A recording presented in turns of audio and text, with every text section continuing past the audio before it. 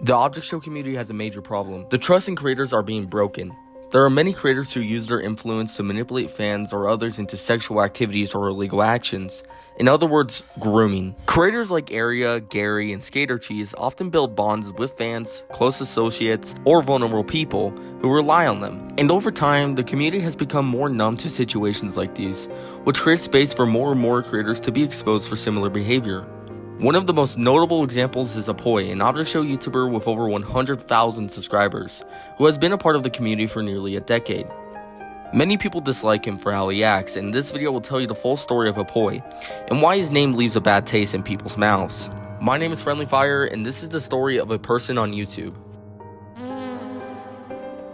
A person on YouTube was born on December 23rd, 2003 in Italy, where he has lived there his entire life. From an early age, he was diagnosed with autism, and he has been very open about his relationship with his parents. He has often described being the butt of the joke at home, which explained a lot of his behavior and interactions online. Because of these struggles, Apoy turned to YouTube as an outlet. He created his channel in 2015 when he was around 11 or 12 years old, but he didn't upload his first video until 2018 at the age of 14 or 15. His debut upload was a mashup of Vanam and Sandy, combining episode 1 of season 1 with episode 12 of season 2, which at the time was the most recent episode. This video currently sits at 30,000 views and it already showcased Apoy's focus, object show content. While his channel's main focus was object shows, he also experimented with other popular content, including SMG videos and Steven Universe videos. Within 7 months, Apoy's subscriber count grew to 2,000 subscribers, a milestone he celebrated by uploading a video on Object Terror where he added music over the death scenes. Nice. But later down the road, there was one factor that really started to define his reputation in the object show community: his obsession with the Eggy character. Apoy became so well known for his obsession that he earned the nickname Eggy's #1 fan.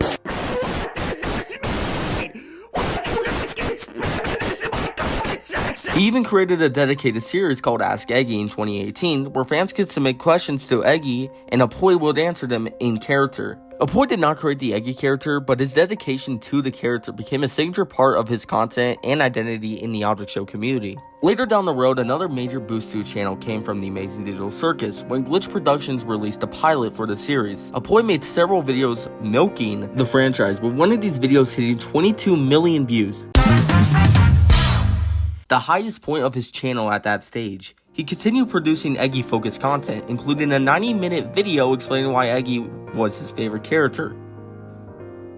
That's longer than Toy Story, what the hell? This video drew even more attention to the Apoy channel. However, being famous is nice, and as his channel grew, Apoy's online presence became more structured, and his activity on social media, especially Twitter, eventually led to a lot of drama around the Apoy channel. He faced 4 major dramas on Twitter, and one of them being on YouTube, which impacted his reputation within the community. There's also a bunch of small little dramas I won't be mentioning, as they didn't really last for long and it didn't really took a hit to Apoy's career, so expect this video to only talk about the videos that really affected his career in the channel. Anyways, let's talk about the first major drama on Apoy.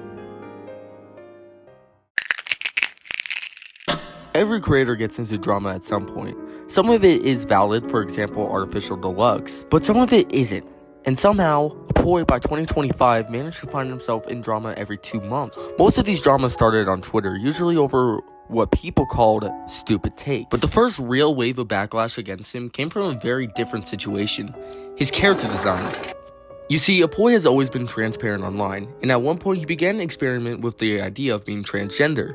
To introduce this concept to his fanbase, he gender-bent his mascot character and announced the design on Twitter. But just a few hours later, Twitter users began to sexualize the character. Now, to be clear, this wasn't Apoy's fault. However, Apoy did not try to stop the problem at all. In fact, he somewhat influenced it. And the issue is, the object show community is filled with minors, and Apoy himself is one of the oldest in the community. Naturally, people expected him to at least step in and set boundaries, right? Well, not exactly. Instead of condemning it, Apoy publicly stated that he was fine with it and even thought it was funny. That statement alone set off his major first Twitter hate wave. Many people in the object show community called him out for brushing off something like this, when the object show community is filled with minors and he is a grown adult in the community. In response to the backlash, he created a private vent account where he posted about the situation. This caused many people to get mad at Apoy for it, with even creators, like star of the show Cloudimations, to hate on him because he was being a baby and wasn't responding like a real man. I can't find the tweet anymore, but that was a natural statement someone said. If someone still has it, please contact my business email. I really love that statement. Now, to be fair, I don't agree with mocking someone for venting, and I don't support Cloudymations either, considering the shady things he's done. But the issue here is that this was Apoy's first major drama, and this was his first ever response. And what it revealed was clear. He could not handle hate. And with a fanbase as large as his, you already know that this was only the beginning. Okay, so by this point, we all know Apoy's obsession with the Yagi character. That's basically his brand at this point. But what people might have not realized is that his second favorite character was Pillow, who was still competing in Season 5 of BFDI, The Power of Two. When Pillow's team, Cloudier, was up for elimination, Apoy uploaded a campaign video asking for his viewers to vote for Pillow. Idiot. Now on the surface, this seemed pretty harmless, but a lot of people in the OSC saw this as rigging the vote. A fellow YouTuber even made a video calling him out titled, Apoy, a problem on YouTube. I am not even joking, that's what the guy actually called the video. The argument was that he shouldn't use the audience to try to sway the outcome of the show. But at the same time, it was just a campaign. It wasn't like Apoy was holding his fans hostage. The guy was just telling reasons why we should vote for Pillow. But here's the problem. His points really sucked. For example, one of his arguments was that 1, the main villain in Teapot, will make a deal with Donut if he gets out. Except this was never said by the creators. In fact, Carrie Michael never even hinted at this. Meaning this was just Apoy making up theories and passing them as reasons. But to be fair, he did admit that the video was rushed, but that doesn't save him from the backlash. Apoy's campaign video really did not go well. And then later on, he did make a video responding to the drama. And fans cooled off from there. But the story doesn't end there, because Apoy's Pillow obsession managed to start 2 separate hate waves. You see, when I say the campaign video backfired, I mean the campaign video literally backfired. Pillow was eliminated in the next episode. So, Apoy being a 21-year-old has to respond maturely, right? Right? I was just gonna say this on my private account, but no, I'm gonna say it here. I can't be happy for parents, like getting out, but genuinely, the lack of respect for Pillow fans is annoying! Pillow haters like these piss me off so much. I hope Donut gets out for spine. Well, not exactly. Apoy was devastated by the news, but what really sent him to full on damage control was when a Twitter user posted a celebration video cheering on that Pillow got eliminated. This video even went as far as calling Pillow the R-slur. Guys, people are So when Apoy saw this, he started blocking anyone who didn't like Pillow. And he even posted a now infamous rage tweet where he screamed about how annoying Pillow haters were, and even wished that Donut had been eliminated out of spite. Reminder, by this time, Apoy was 21 years old, screaming at a bunch of kids over elimination of a cartoon Pillow in a web series. He even blocked people for simply disagreeing with him. At this point, a lot of people, myself included, felt like he deserved the hate this time. The moment became known as the Apoy crash out situation. After the backlash, he left the internet, openly talking about quitting the OSC altogether. It was clear he was extremely sensitive to criticism, especially when it came to disagreements about characters he cares for. And then he came back. So about after 2 months, Apoy returned and explained himself, saying he crashed out, emotionally, and didn't handle things well. I will admit the way I worded things wasn't really the best, so I do regret making that tweet, especially considering the huge amount of backlash I got. To his credit, a lot of people welcomed him back with open arms. Once Teapot 19 came out, he resumed making videos. Many fans were ready to move past the drama and support him again. But not everyone's so forgiving. In fact, 3 infamous YouTubers in the OSE were not welcoming of his comeback. And surprisingly, for the first time, many people actually sided with Apoy. And that leads us to the next drama. If you've been around in the Object Show community for a while, you'll probably recognize this trio. Lanebeans, Cloudymations, and Giant Snowball. All 3 of these creators are hated in the Object Show community in their own ways. Lanebeans, the guy who straight up leaked the Anime Insanity movie. Cloudymations, a content farmer who's been accused of homophobia and transphobia. Giant Snowball.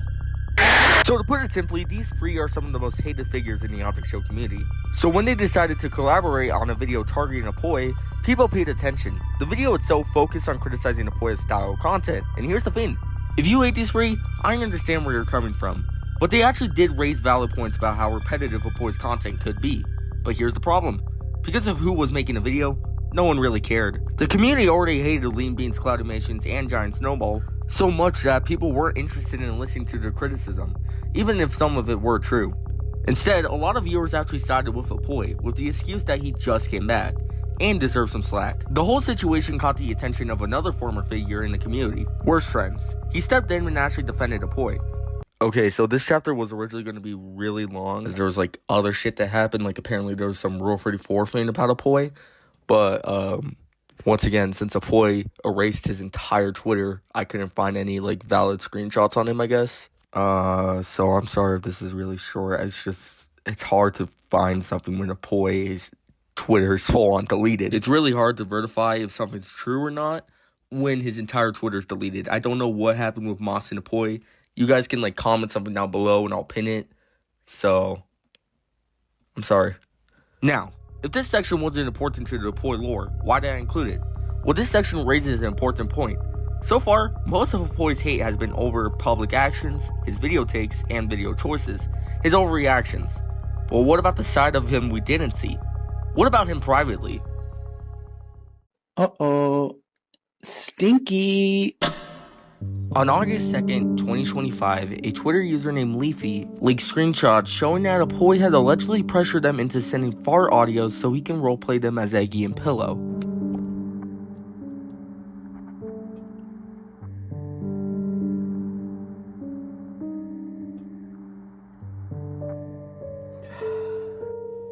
Now, if that already sounds bad, it gets worse. The victim had been venting to Apoy about their suicidal thoughts, leaning on them for emotional support.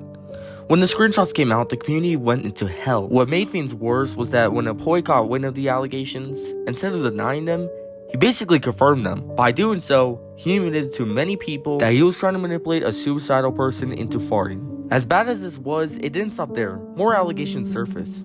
Apoy was accused of using AI to generate scripts for his content. He had spent 200 to 300 euros commissioning art of Eggy and Pillow farting. And he was running a Discord server dedicated to object show fart fetish content. Now, whether minors were on that server is unclear. The server was deleted before anyone could confirm, so we may never really know. This was the final nail in the coffin to Apoy's career. One by one, people in the object show community cut ties with him. The goodwill he built up for nearly a decade collapsed. His name, once connected to Eggy obsession, was now tied to grooming allegations and fetish leaks. A few days later, Apoy released a Google Doc apology where he admitted to his wrongdoings and announced that he was leaving the internet for good. So, where does this leave Apoy? Despite everything that's happened, I don't believe Apoy is purely evil, and it's unclear whether he'll stick to his word about leaving the internet forever. Apoy at one point was one of the biggest names in the object show community. Everyone loved him and had respect for him, but now his name is tied with horrible individuals just like him. I've been Friendly Fire, and thank you for watching.